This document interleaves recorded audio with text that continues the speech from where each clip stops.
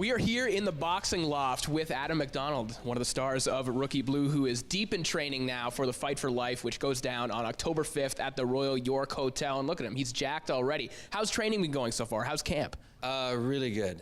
I found myself in an extremely incredible trainer. I'm getting ready. I feel like, I don't know, it's going to be all on me in a way because I think I'm getting the best I've ever had. I mean, I feel like I'm turning into a weapon, so I don't know if it's a good thing or a bad thing for whoever I'm facing, but we'll see. Well, we do know who you're facing, though. Right. It's going to Raine Maida of Our Lady Peace. Have you heard that? Yeah, who is that?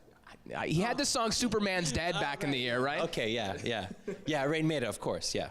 So yeah, getting ready. It's been good. It's been intense, really intense. This isn't the first time that you're going to be in the boxing ring. As I understand it, you have some background in boxing. How did you get into the sport? I got into it when I was 19, you know, just something to do, get my mind off things, and I liked it a lot. It was in Montreal, actually. And Otis Grant, funny enough, used to come in and just kind of inspire people. And it was just at the YMCA, like just the bags and stuff. We're learning everything except sparring. We did a little bit of sparring, but nothing like this. So he came in, he did pad work with me once, and I was just like, wow, that was so cool. But then I got out of it. I got into acting more. I focused on that, and I was playing soccer more and all this stuff. And I got back into it just to, because you reach a certain age, you know, you might want to compete or something. You just want to, you know, kind of challenge your body. So I got back in, and I fell in love with it again because it's intense. It's great. It's a great way to gauge yourself. So I've been at it for a while now, and yeah, I love it. I was going to say, coming from Montreal, it seems natural that you get into boxing because there's such a culture of boxing and fighting in Montreal that you're kind of born into it at that age. I guess so. It is popular there in a way. I mean, Arturo Gatti, he fought out of New Jersey, right? But yeah, he was kind of like a Montreal-born son or whatever, but he was just like, yeah, he inspired. But yeah, that's true, yeah. So it was just like available. If you wanted to do boxing in Montreal, it was pretty easy to find a place to go. Rather English, French, in open arms. It was cool. How did this opportunity with Fight for Life come about? Because I know that the cause must be something kind of close to you. You know, having looked through your memoir and whatnot, that the cause is kind of in tune with what you went through, kind of coming up as well. Yeah. I just thought like to do something good for Kids Self Fun. I mean, I'm a big advocate of that charity. I really want them, you know, to keep going and be available for teens that need them. You know, it's so important. So I thought, why not do a charity match, a boxing match? And I know Trudeau and Brazeau did one. I thought it was pretty inspiring. You know, they did that. They worked hard. They, you know. So I was just looking for an opponent, and I had no idea. And I was just thinking, you know, who could, you know, want to do it? And I thought of Raine Maida. I never met him, but he did an interview for ET Canada, and he was saying that if he wasn't a singer, he'd be a fighter, a boxer. And I never forgot that. So I was thinking of, you know, putting this together. I said, I got to meet him. I got to talk to him somehow. And then just the weirdest thing happened, like The Secret or something. I don't know. Like the next day, I go into a coffee shop and he's right there. It was the weirdest thing. So I was like, oh, boom, boom, boom. You know, hey, how's it going? He's just like, first, I go, hey, you're Raine Maida from Arlie. He's like, yeah, thanks, man. I was like, no. I was like, as soon as I said the word boxing, he was just like, oh yeah, sure. What? I'm there. What is it? What is it? Tell me about it. It's for charity, Fight for Life, raise money for Kids Help Phone. And I first asked him, I said, you know what, do you want to, I don't know, do you want to come play music or something at least, maybe? And he was like, no, I want to fight. Oh, and I was like, I'll fight you. He was like, I'll fight you. We're about the same size, so like, sure, why not? Let's do it. That's the most cordial, you know, way to ever go up to someone and say, let's fight. Okay. It was like Ryan Gosling and Only God Forgives There. You want to fight? He's like, yeah, let's fight. But I got to know him a bit. He's a cool guy, but not that night. Let's talk about what you're going to look like in the ring. Are there fighters that you try to mimic in the ring, or the guys you like watching? What is your style inside that ring? That's a tough question because I think it takes years to develop a real, true style. It really does. But the fighters that I think at this stage, because I've only been doing it like less than a couple of years, so it's like you kind of who inspires you. Obviously, Ali inspires me, inspires probably everybody. But lately, like, I really found a lot of inspiration in Lucas Matisse. I mean, I find his fighting just something old school warrior style. He's strong, he's poised, he's so relaxed most of the time. He's not afraid to take risks. And I don't know, when I watch him, he inspires me. And he's fighting on Saturday, right, against Danny Garcia. So I don't know, he's pretty cool. But Yeah, even Canelo inspires me too, watching him move around, you know, and even, but they all do in a certain way, but definitely Lucas Matisse lately, only because he just, I don't know, something about him. I think Canelo inspires any kind of fair-skinned wannabe boxer out there, right? What are you saying? yeah, I guess so. That's so weird. I love that he's called Canelo, right? Yeah. Cinnamon. Cinnamon. Who are you fighting today?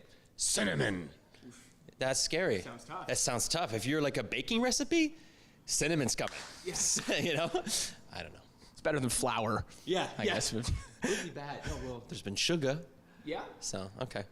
Let's talk about your training regiment. Walk us through a general day in the life of someone who's preparing for a fight. What are you doing day to day to get ready for this fight? Well, I come here to the boxing loft, and Emil Reed destroys me, basically.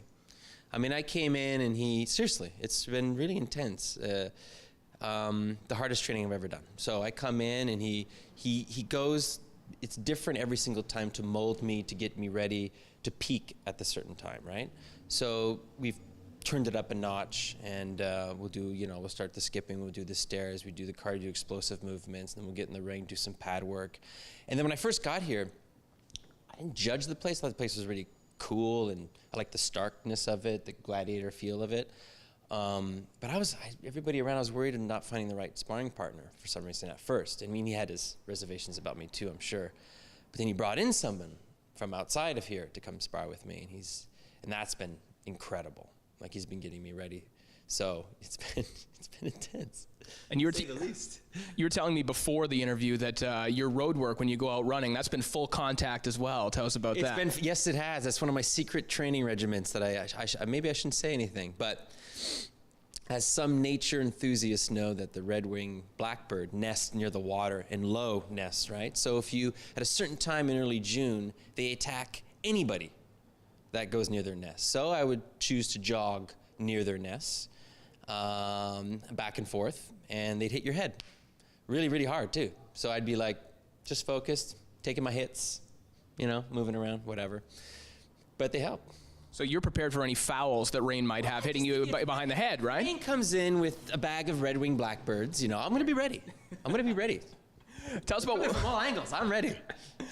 This hasn't interfered at all with the filming of Rookie Blue. The makeup people have not been mad at you, correct? No, not yet. Well, it's in hiatus right now, which is good for the fight. And that show goes back in January. So this is a good time too, because I'm starting up on my feature film as well that I'm directing, called Backcountry. And I was actually supposed to direct the film and train at the same time, which would have been an absolute disaster. Just because focus, give 100% to each one. And now that it just the universe, I guess, just pushed it and everything fell into place. So I'm getting the proper training. So yeah, but the show goes back in January. Hopefully I'll be there and with my nose still intact. As someone who's in film and obviously is a boxing enthusiast as well, what is it about boxing and cinema that seems to always go hand in hand? It just seems to blend so well. So dramatic. It's so dramatic.